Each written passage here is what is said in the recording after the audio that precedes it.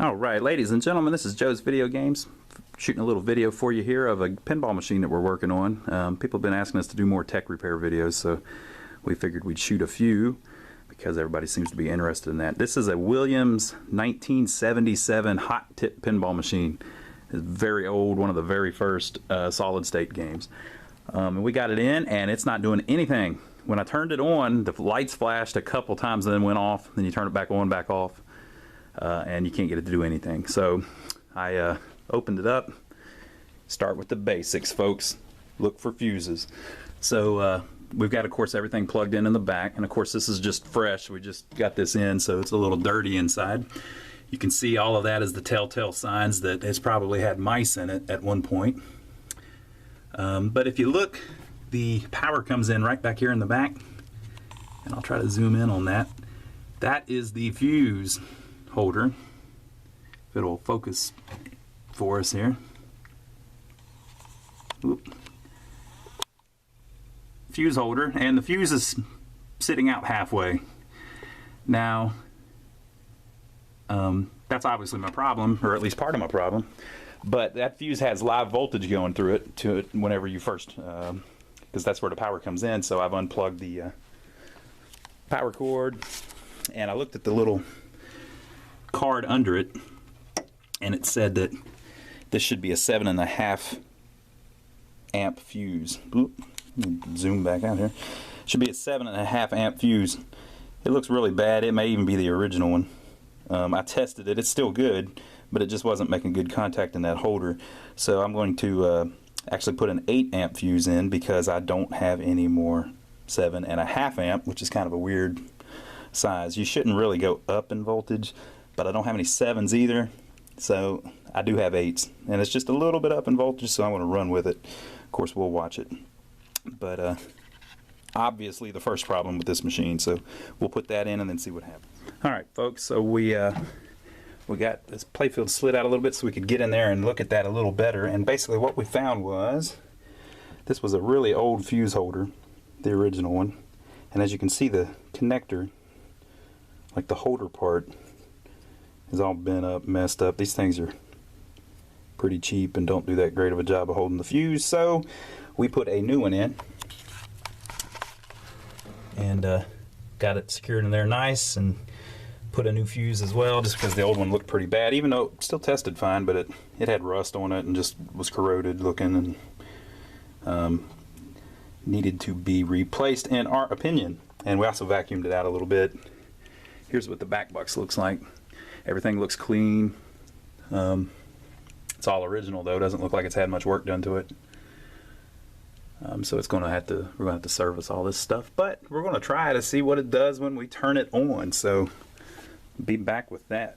All right, folks. So we've got the back glass out just for convenience, and we put the playfield back down, made sure everything looked clean under there. The fuse is good, so we've plugged it back in, and we're going to turn it on now and see what happens.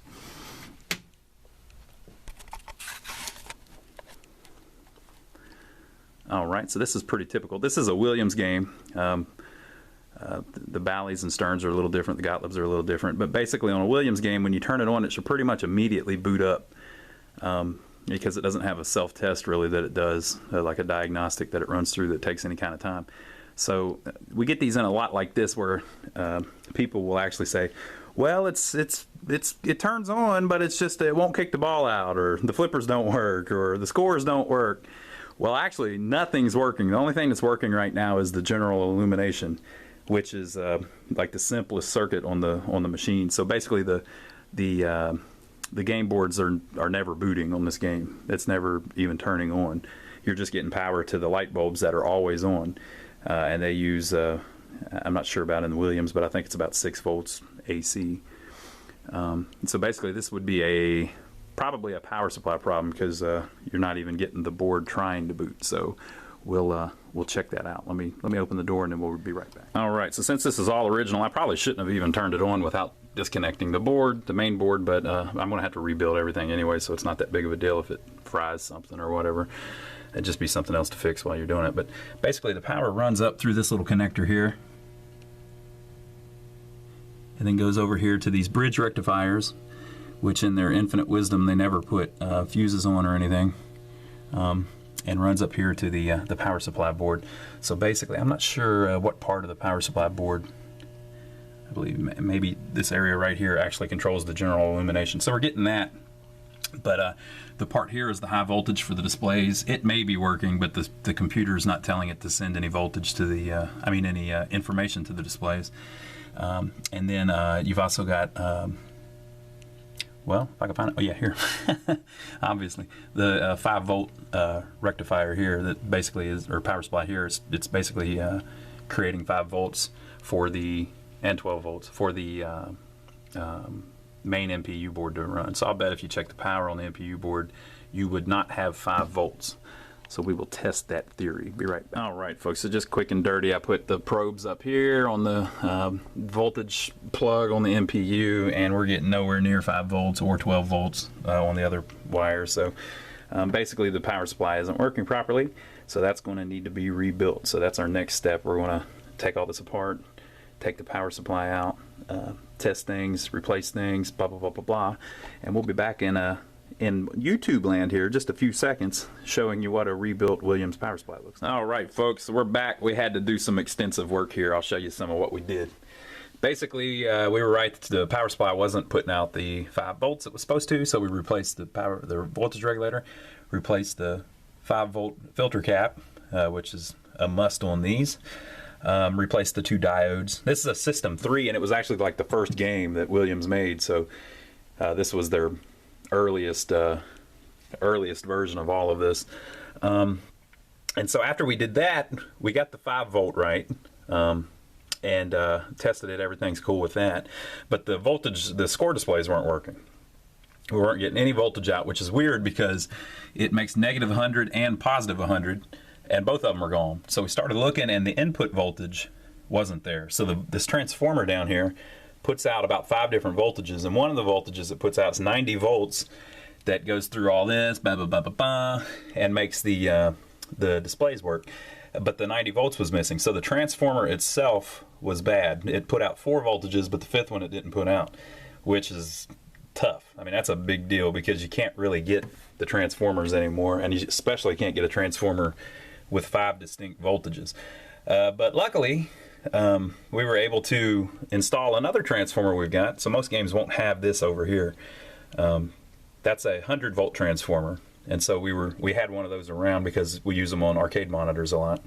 And so we were able to run voltage in, and then you get 100 out. This is just an isolation transformer from a monitor, actually. And we were able to run the 100 volts over. Now you're only supposed to put 90 volts into it, but we put 100 in and it worked, and we're getting our 100 out and negative 100 out. So all of that seems cool. Now we've got it where the voltage is right to the main game board, but we'll show you what happens whenever you turn it on. Basically everything's cool, and then you kind of, it's not really booting, it's just got some gibberish and no action on the game, blah, blah, blah, blah, blah. And the reason for that is because now we need to work on the MPU board, which is up here, and then also the driver board beneath it. It's got this connector in the middle that connects the 2 boards, and those are known for having all kinds of problems. So we're going to work on those next. But we did get the power supply, putting out all the correct voltages and everything, and we still got a couple things to do. Like for instance, on this one originally, the voltage for the general illumination lights on these first 2 games for Williams ran through this connector and then over here to this fuse and then out this connector, but they always got burned up. So at some point somebody removed that and put this little fuse, external fuse holder in right here, and it's actually working really good and everything looks good and it's put together right, so we're leaving it.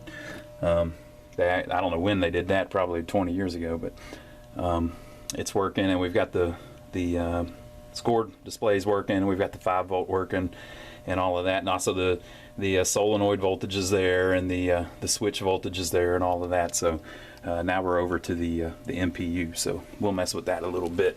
See you whenever we get that going. All right, folks, through the magic of YouTube, it's been a couple days, and we have got the game actually up and running, although not perfectly yet. You can see the number 1 score. That's the high score, and that is the latest score right there. So what we ended up doing, I'll just run through it a little bit for you. We're not finished with it or anything, but I'll just show you what's going on. So as you remember, the fuse holder was messed up, so we weren't getting power up to it. And then once we got power up to it, we weren't getting a 5 volt. So once we rebuilt the power supply, we started getting the 5 volt, but then we weren't getting the display voltages. So we figured out that the transformer wasn't putting out the 90 volts it was supposed to put out. We wired in an extra transformer because you can't get the original transformers. So we wired in an extra transformer to provide 106 volts, I believe it is, to the power supply board, which is still properly regulating it to 100 volts. There's a couple diodes you can change here to actually make it like 91 volts, which is a little better for the displays, but we haven't done that yet. Also, some of these connectors we need to repin and things like that. Haven't done that yet, but we'll get to it. Another thing, you know, people always ask us, why do pinballs get so expensive from people? It's just because to get the things working, you have to do a lot of work to them. So this is just a little bit of the work we've done. There's still a long way to go, but so there's also connectors you can replace. These two little bridge rectifiers down here, the little black things, they basically turn the AC voltage to DC voltage for the lights and for the solenoids. So we had a problem where one of them wasn't putting out the voltage and ended up just being a bad crimp on one of the connectors. These you're supposed to add a fuse to as well, so that's another thing that we kind of need to do. You can see someone else has already moved one of the fuses off the power supply for the general illumination, so someone did that before us. And then we, after we did all that, we noticed, of course, that the board wasn't booting. So the problem ended up being what it usually is on these is this metal connector here. You can see how that's all new. Basically what happens is the CPU, which is, I believe that's it. The CPU chip and the ROMs are basically trying to talk to these three PIA chips, they're called. Peripheral Interface Adapter chips. 6821 chips. And so basically it's trying to talk to those to boot up the game. This is all happening within less than a second. It's data back and forth across this connection. That connector was kind of a weird one, and it gets old and messed up, so you need to replace that basically. So once you replace it, it makes it more reliable. We also took all of the chips out of their sockets and cleaned them. We didn't find any bad sockets, but these are these Williams games are known for having bad sockets, so sometimes that's a problem. We also took the old battery holder off that had just a minor amount of corrosion, nothing major at all, just a little tiny bit, and put a brand new one in that we'll install batteries in. We may rig it up and put in a remote battery holder so that there's no possible chance of damaging it with alkaline in the future. We resoldered all of the connectors on the main board. We resoldered all of the connectors on the bottom board. We tested all this stuff while we had it out, and found a couple transistors that were bad, so we changed them while we had it out. Now on these you also have these resistors right here. See how those don't look too great? And they put off a lot of heat and they burn up. All of these are actually still within spec, even though they look bad. You can replace all those too, so that's another thing that we'll probably end up having to do. And all of that just to get the game working. You know, several hours worth of work just to get it working, and we're not even done yet. So now that we've got it up and running, you can see that first to score changing is kind of the only way you know that it's running. Now that we've got it up and running, you can see we've still got a lot of work to do. We've got lights that are twinkling that aren't working quite right. We've got this one display here that isn't doing what it's supposed to do. We've got this display down here where the bottom line of all of the digits is missing. So next up we'll have to mess with the displays a little bit, but we'll probably go ahead and end the video because I just wanted to show you what it kind of takes to walk through one of these and get it up and running again. The playfield we've taken everything off of, cleaned, waxed, put back together, blah blah blah blah blah. But again, it still needs some work. It still needs there's little issues going on all over the place. Some of the light bulbs, like this one, the socket probably needs replaced, etc., etc. So, but that'll show you a little bit of a repair video. I know people like seeing kind of how we go through these things. Basically, we got this one in, it wasn't doing anything, and now we've got it to the point where it'll play, albeit not perfectly yet, so we've still got several hours worth of stuff to do to it. But whenever we get everything done, we'll film a little video of it. This is Williams Hot Tip from 1977. We'll film a video of the game after it's complete and finished, so look for that video. We'll see you next time.